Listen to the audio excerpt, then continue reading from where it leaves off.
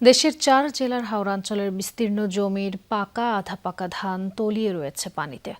রাত থেকে ভারী বৃষ্টি না হওয়ায় নতুন করে কোনো এলাকা প্লাবিত হয়নি বলে জানিয়েছে স্থানীয় প্রশাসন। পানিতে ডুবে থাকা ফলন কেটে ঘরে তোলার চেষ্টা করছেন অনেকে, তবে দেখা দিয়েছে শ্রমিক সংকট।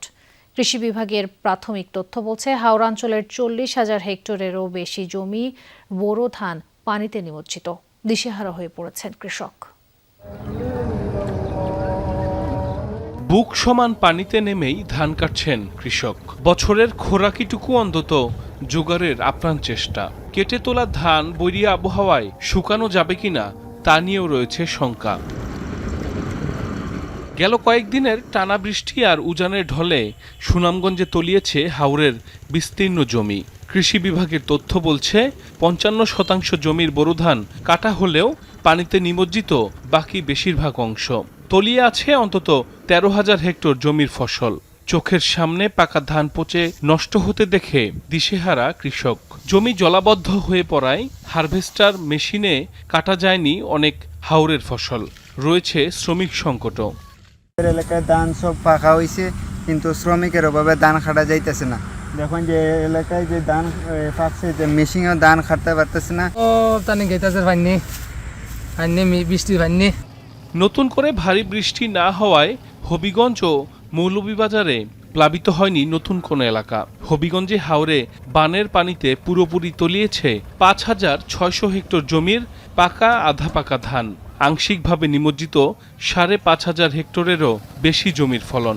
মৌলভীবাজারে ডুবেছে প্রায় 800 হেক্টর জমির ধান। জমি জামা সব লই গেছে, এখন যা পারে তুলে নিতেছে। আর এখানে যে বেশি জেরো যেটা 8-10 কেজি তা না কোনো সম্ভবই না। 4-5 পানি তল থেকে তুলতেছে, আর বেশি পানি আছে এটা তো তোলা সম্ভব না, যেটা পারতেছে এটা নিতেছে।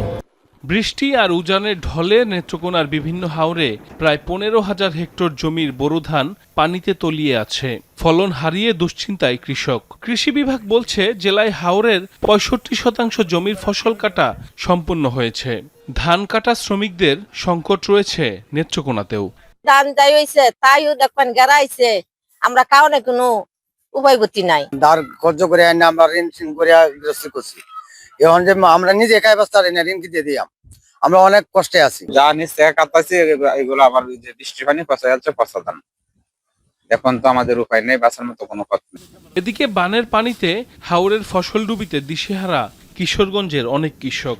বাধ্য হয়েই আধা পাকা ধান কাটছেন অনেকে। কৃষি বিভাগের হিসাবে 6,500 হেক্টরেরও বেশি জমির বোরো ধান পানিতে তলিয়ে আছে। বৈরী আবহাওয়ায় ফলন শুকানো নিয়েও বিপাকে প্রান্তিক কৃষক। সাইফ আহমেদ, যমুনা নিউজ।